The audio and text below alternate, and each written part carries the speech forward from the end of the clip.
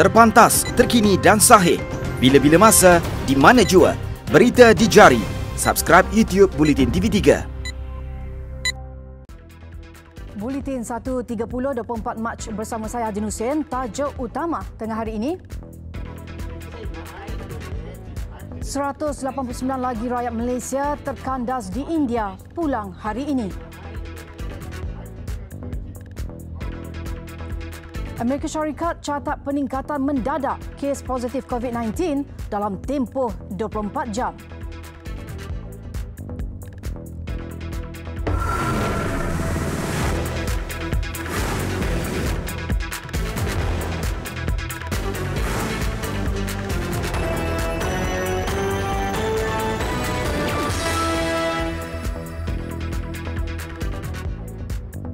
Assalamualaikum dan salam sejahtera. Pesawat membawa 189 lagi rakyat Malaysia yang terkandas di India berlepas dari Chennai dengan penerbangan khas AirAsia hari ini. Satu lagi pesawat sewa khas yang dirancang dari Tiruchirappalli gagal mendapat kelulusan kerajaan India disebabkan keadaan yang tidak dijangka, kata Konsul Jeneral Malaysia di Chennai, K. Saravanan. Seramai 1,726 rakyat Malaysia berada dalam senarai konsulat untuk dipindahkan semalam. Kira-kira 400 rakyat Malaysia sudah berhubung dengan Suruhanjaya Tinggi Malaysia di New Delhi. Seramai 189 yang dibawa pulang dari Chennai itu termasuk 3 bayi. Menerusi 5 penerbangan khas sejak 18 Mac, 699 rakyat Malaysia dibawa pulang selepas mereka terkandas akibat larangan penerbangan yang dikuatkuasa kerajaan India bagi membendung penularan wabak COVID-19.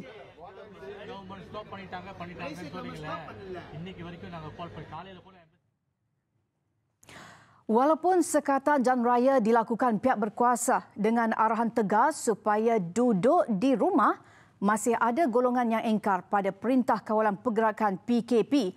Malah ada yang memberikan alasan tidak munasabah saja jalan-jalan ambil angin ketika ditanya polis kenapa merayau dan tidak mematuhi arahan PKP. Kru kami melakukan tinjauan di sekitar Kota Kinabalu, Sabah bersama beberapa anggota polis yang membuat pemantauan.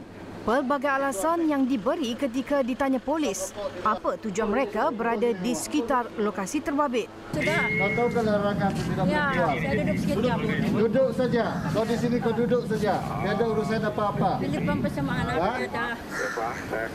Mana boleh kau duduk sini saja? Mancing ikan tak boleh, beriadah tak boleh, duduk diam dalam rumah saja. Tinggal di mana beliau? Nah, tinggal di mana kita? Hah? Di Kapak. Di mana? Di Kapak, jauh Curihat. Okey, dah tolong balik sekarang. Baliklah. Tak payah lagi nak memancing ke apa kan? Pendekatan berhemah polis yang masih dalam fasa tempoh amaran PKP ini seolah-olah diambil kesempatan untuk berada di tempat awam dan tidak serius terhadap pematuhan PKP apabila ada di antara mereka masih lagi boleh tersenyum dan tertawa kecil selepas diarahkan polis untuk beredar dari kawasan awam. Okey, kenapa kau berada di luar ni? Bisa merokok di luar. Kau tahu larangan sekarang macam mana? Ha? Okey, you kerja jam berapa? Sampai jam 5. Jam 5 petang. Okey. You tahu ke arahan sekarang tidak boleh berada di luar di tempat awam. Kalau you kerja di dalam, you patut ada di dalam, bukan you berkumpul ramai-ramai macam ni. You tahu ke ada arahan tu kawalan pergerakan tu? Tahu kan? Tapi kenapa you tidak ikut? Berkumpul lagi kamu orang begini. Semalam Menteri Kanan Kluster Keselamatan Majlis Keselamatan Negara MKN, Datuk Seri Ismail Sabri berkata, rakyat masih gagal mematuhi sepenuhnya PKP yang dikuatkuasakan kerajaan. Pematuhan PKP hanya pada kadar sekitar 92%. Sementara itu, ibu bapa digesa lebih tegas terhadap anak-anak mereka jika masih berdegil merayau keluar ketika pihak berkuasa melaksanakan Perintah Kawalan Pergerakan. Ini kerana masih ramai kanak-kanak dan belia yang engkar terhadap arahan dikeluarkan. Di seberang perai utara Pulau Pinang, selain pengunjung pasar yang dikesan menjadi tumpuan ramai, golongan remaja dan kanak-kanak yang tidak senang berada di dalam rumah antara yang terus dipantau. Ketua Polis Daerah SCP Nur Zaini Muhammad Nur turun padang bersama pasukannya selain tentera dan anggota rela melakukan rondaan. Dan ini situasi dikesan di sebuah padang awam di taman perumahan. Hampir 10 remaja berkumpul di pondok melakukan aktiviti riadah tanpa mematuhi peraturan PKP. Bosan duduk di rumah dan mahu main bola sepak antara alasan diberikan. Tak boleh macam tu. Kena duduk rumah. Kerajaan dah bagi tahu dah duduk rumah. Seterusnya, SCP Nur Zaini mengarahkan mereka bersurai dan pulang ke rumah dengan menolak motosikal kerana tidak memiliki lesen memandu selain tidak memakai topi keledar. Pihak polis mengambil pendekatan untuk memberi nasihat dan supaya mereka beredar oleh sebab perintah kawalan keperluan ini lah. Dan saya merayu juga kepada ibu bapa lah supaya sentiasa memperhati pergerakan anak-anak. Katanya pematuhan PKP mencecah 95% di daerah berkenaan setakat ini, namun masih terdapat ruang untuk meningkatkan kesedaran masyarakat.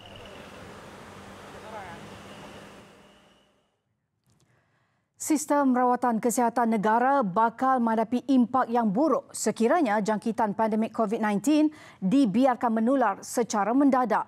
Doktor Kesihatan Pekerjaan Hospital KPJ Tawakal Kuala Lumpur, Dr. Nurul Afiah Muhammad Isa berkata, kegagalan rakyat Malaysia mematuhi perintah kawalan pergerakan mendorong kepada kegagalan usaha memutuskan rangkaian penularan wabak dalam kalangan masyarakat. Menjelaskan perkara tersebut, Dr. Nurul Afiah memberi gambaran graf meratakan lengkungan atau dikenali flattening the curve. Graf tersebut digunakan untuk memaparkan kedudukan dan perkembangan terkini kes wabak COVID-19. Sekiranya jumlah kes meningkat mendadak, ia bakal memberi kesan buruk kepada sistem rawatan kesihatan negara. Jelasnya, jika jumlah kes itu melepasi paras had sumber kesihatan, pihak kesihatan terpaksa memilih siapa yang patut dirawat. Kalau dalam keadaan sekarang kita punya resources masih cukup, kita akan utamakan orang yang lebih fragile, contohnya orang tua, kanak-kanak. Sebab yang muda ni lebih sihat, dia lebih senang, lebih cepat untuk sembuh balik. Tetapi bila keadaan tu terbalik, bila resources tak cukup, dia akan diterbaliklah. Kita akan utamakan yang lebih muda, yang prognosis dia lebih baik. Sebab kita tak boleh ambil risiko selamatkan yang tak sihat, sebab selamatkan yang lebih berumur, yang kita tahu prognosis tak baik ni, kurang elok berbanding yang baik ni, kita hilang dua-dua nanti. Jadi masa tu kita akan pilih. Maksudnya kita sampai satu tahap kita mungkin menyebabkan ibu bapa kita yang tidak dirawat. Melihat kepada usaha kerajaan ketika ini, beliau berkata kerajaan sedang berusaha untuk merendahkan dan meratakan lengkungan itu dalam membendung penularan COVID-19. Justru masyarakat perlu mematuhi perintah yang dikeluarkan kerajaan. Kita harus berhentikan perasaan tak kisah atau tak peduli, atau kita tak akan kena. Kita tak akan tahu sebab COVID-19 ni kadar jangkitan dia sangat cepat, sangat senang. Especially kalau kita dah ada perasaan tak kisah, biasanya kita lebih senang untuk lalai untuk menjaga diri kita juga. Mungkin kalau kena dekat kita tak teruk mana, tapi kalau kena pada ibu bapa kita, masa tu nak menyesal pun dah terlambat. Jadi berhentilah bergerak, duduklah dalam rumah dan jangan ke mana-mana. Beliau tidak menolak kemungkinan Malaysia bakal menjadi negara seperti Itali sekiranya tiada kerjasama dari rakyat sendiri.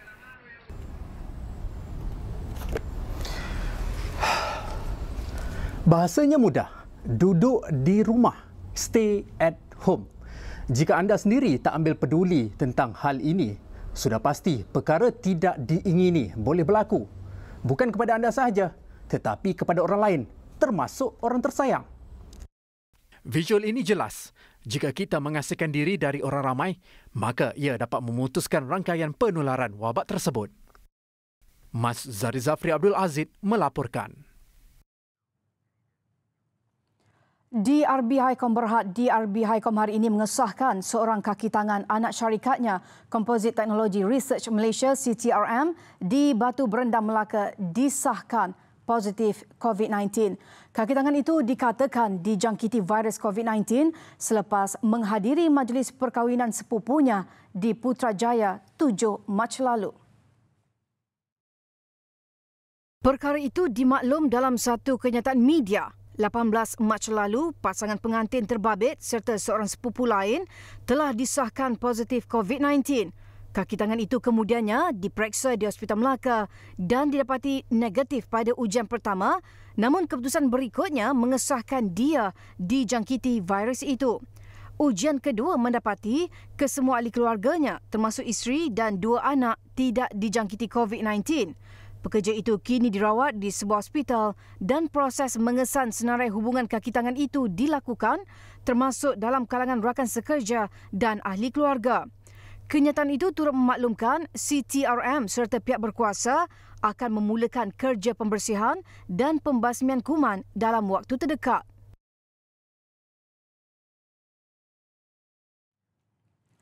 Semua penumpang yang berlepas dari Terminal Utama Lapangan Terbang Antarabangsa Kuala Lumpur KLIA akan menjalani pemeriksaan suhu badan melalui penggunaan alat pengimbas haba yang ditempatkan sebelum kawasan daftar masuk. Malaysia Airports Holdings Berhad MAHB berkata, pemeriksaan untuk penumpang yang berlepas bermula semalam sehingga notis selanjutnya. Dalam satu kenyataan, MAHB yang mengendalikan KLIA serta 38 lapangan terbang lain di negara ini memaklumkan langkah itu adalah antara usaha pihaknya untuk memerangi penularan COVID-19. Ini termasuk memastikan keselamatan semua penumpang dan komuniti di lapangan terbang. Alat pengimbas haba itu ditempatkan di antara pintu masuk ke kaunter daftar masuk B dan C serta kaunter H dan I. Hanya penumpang, kaki tangan dan anak kapal yang berlepas dengan suhu badan di bawah 37.5 darjah Celsius dibenarkan masuk ke kawasan daftar masuk. Orang awam pula tidak dibenarkan masuk ke kawasan daftar masuk. Pengecualian akan diberikan untuk seorang penjaga kanak-kanak atau penumpang yang memerlukan bantuan khas. Seseorang yang tidak dibenarkan masuk perlu memaklumkan kepada syarikat penerbangan dan disyorkan untuk segera pergi ke klinik atau hospital untuk pemeriksaan kesihatan.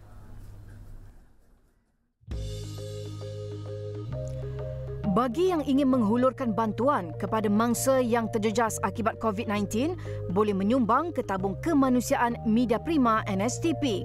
Orang ramai boleh menyumbang ke tabung ini melalui cek, perbankan dalam talian atau deposit kepada Media Prima NSTP Humanitarian Fund ke akaun Maybank seperti nombor tatra. Penderma boleh email slip transaksi bank dengan menyatakan COVID-19 kepada communications@mediaprima.com.my untuk pengeluaran resit.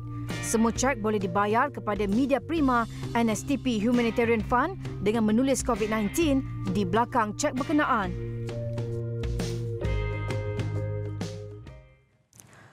Tiga sekeluarga termasuk 2 kanak-kanak rentung dalam satu kebakaran rumah di Kampung Sungai Relong, Kamunting, Taiping awal pagi tadi. Kejadian kira-kira jam 1 pagi itu turut mengakibatkan 2 lagi ahli keluarga berkenaan cedera. Jurucakap Bomba dan Penyelamat Perak memaklumkan mereka menerima panggilan kecemasan pada jam 1.20 pagi dan 2 jentera dari Balai Bomba Kamunting dan Taiping dikejarkan ke lokasi. Sebaik tiba di lokasi kejadian, kira-kira 10 minit kemudian, pihak bomba mendapati rumah itu sudah 80% terbakar. Operasi memadam api memakan masa lebih 3 jam.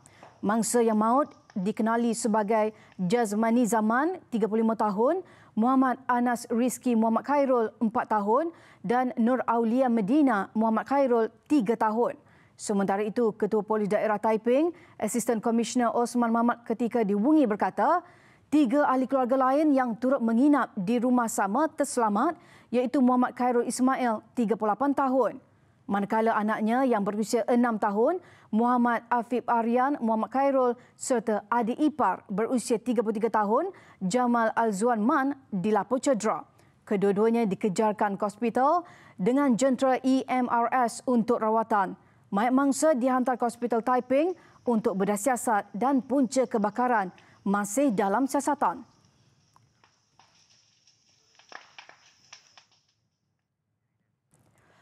Dalam pada itu, sebuah kilang plastik di kawasan perindustrian Paya Rumput Melaka musnah dijelat api malam tadi.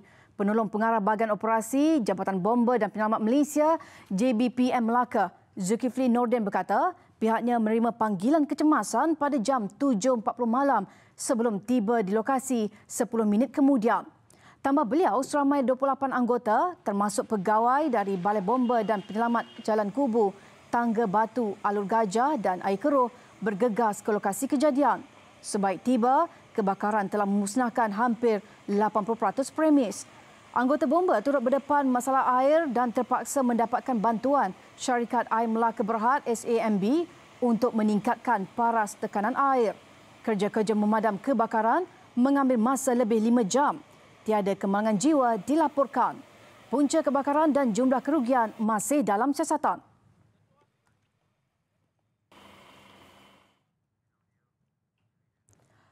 Perbicaraan ke atas bekas Timbalan Perdana Menteri Datuk Seri Ahmad Zaid Hamidi membabitkan dana Yayasan Akal Budi akan bermula 13 April depan. Perkara itu dimaklumkan Timbalan Pendakwa Raya Datuk Rozila Rajatoran yang mengetuai pendakwaan dalam perbicaraan itu. Beliau bagaimanapun berkata ia tertakluk kepada sebarang lanjutan Perintah Kawalan Pergerakan PKP oleh kerajaan. Setakat ini pihak pendakwa telah memanggil 43 saksi untuk memberi keterangan ketika perbicaraan itu. Pihak pendakwa dijangka memanggil lebih 30 saksi lagi. Perbicaraan yang sepatutnya berlangsung semalam ditangguhkan susulan penutupan mahkamah seiring dengan penguatkuasaan Perintah Kawalan Pergerakan.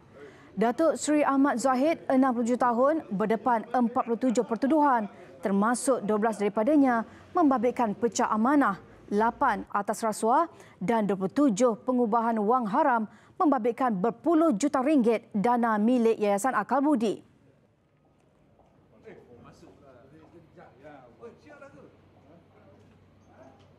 Besar impaknya. Selepas hasilnya, pantas menampilkan prosiding ini secara dalam keuangan maya. Berita di jari.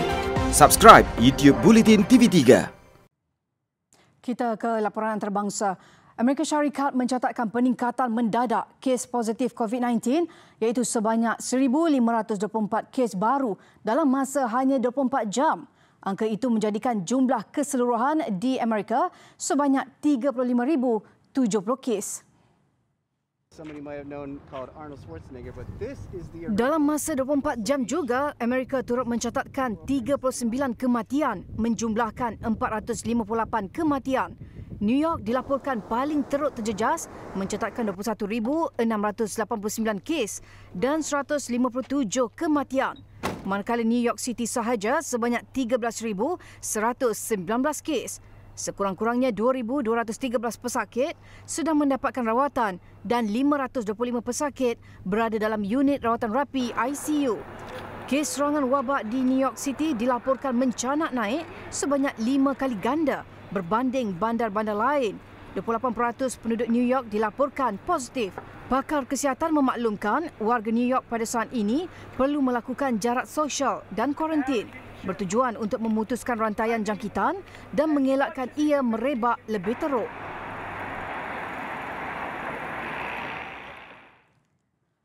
...100,000 kes dalam tempoh 4 hari. Pertubuhan Kesihatan Sedunia WHO memberi amaran pandemik COVID-19 kini semakin pantas merebak dengan lebih 300,000 kes dicatat setakat ini. Ketua Pengarah WHO Tedros Adhanom Ghebreyesus bagaimanapun berkata masih belum terlewat untuk dunia mengubah pola penambahan itu. Jangkitan yang pada mulanya mengambil masa 67 hari untuk mencapai 100,000 kes pertama cuma mengambil masa 11 hari untuk 100,000 seterusnya dan kini hanya 4 hari untuk 100,000 kes selanjutnya. Selain menggesa negara dunia menggunakan ujian ketat dan strategi menjaki kontak, beliau juga meminta orang ramai untuk tinggal di rumah dan mengikuti langkah penjarakan sosial. Beliau turut memuji usaha pendidikan dan pembangunan R&D bagi mendapatkan vaksin dan ubat bagi merawat COVID-19. Bagaimanapun setakat ini tiada kaedah rawatan atau ubat yang terbukti berkesan bagi membasmi COVID-19. Menggunakan ubat yang belum diuji tanpa bukti kukuh sama ada mujarab atau tidak mungkin membawa lebih kemudaratan berbanding kebaikan. Antara lain, beberapa negara kini menggunakan ubat anti malaria bagi merawat COVID-19.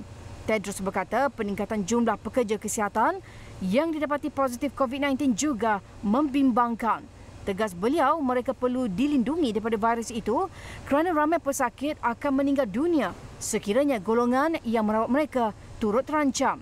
Tambahnya, 10 juta orang kini menggunakan sistem amaran WHO mengenai laporan kecemasan menerusi khidmat WhatsApp versi bahasa Arab, Perancis dan Sepanyol yang diperkenalkan minggu ini. Presiden Indonesia Joko Widodo berkata, Indonesia akan mengeluarkan penawar kloroquine iaitu ubat anti malaria yang diuji sebagai bentuk perawatan COVID-19. Menurut beliau, syarikat farmasutikal milik kerajaan PT Kimia Farma akan menghasilkan penawar yang diekstrak dari pokok cincona yang biasa didapati di negara itu. Kloroquine yang lazim digunakan untuk merawat malaria disyorkan oleh China yang mendakwa ia berkesan dalam memerangi COVID-19. Jokowi berkata, penawar itu tidak boleh didapati di kedai ubat kerana ia hanya akan diberi selepas mendapat kelulusan doktor. Jelasnya lagi, kerajaan juga telah memperoleh 3 juta tablet kloroquine yang boleh didapati di hospital. Amerika Syarikat kini dilaporkan menguji kloroquine untuk menentukan sama ada ia sesuai untuk rawatan. Penawar ini masih di bawah percubaan klinikal di Pertubuhan Kesihatan Sedunia.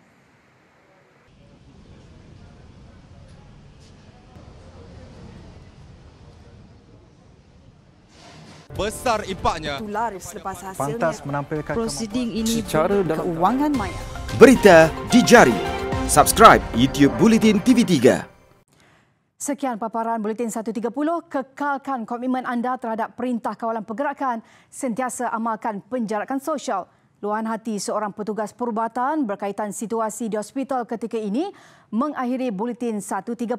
Saya Ajun Hussein, salam hormat dan Assalamualaikum. Bismillahirrahmanirrahim. Assalamualaikum warahmatullahi wabarakatuh. Buat semua rakan-rakan, sahabat Amdai, saudara-saudaraku. Apa yang paling kita takuti ialah tim frontliner kita mula burn out, mula kepenatan, mula hilang semangat dan keletihan melampau. Staf KKM ada yang bekerja sehingga 18 jam sehari. Pulang rumah, mandi, letak kepala 2 saat, terus tertidur. Berapa ramai pula yang tidur di tempat kerja. Ada suami isteri yang menghantar makanan buat pasangan mereka yang bekerja di hospital menangis melihat pasangan mereka. Mereka menangis sungguh-sungguh lihat pasangan mereka kepenatan yang teramat. Apa yang mereka lakukan dan pengorbanan mereka. Ada yang membuat video mempersendirikan arahan kerajaan supaya duduk di rumah. Ada yang update ke pasar raya beramai-ramai. Ada yang keluar berkelah di tepi pantai. Ada yang bawa anak ke taman permainan. Ya Allah, sadarlah semua.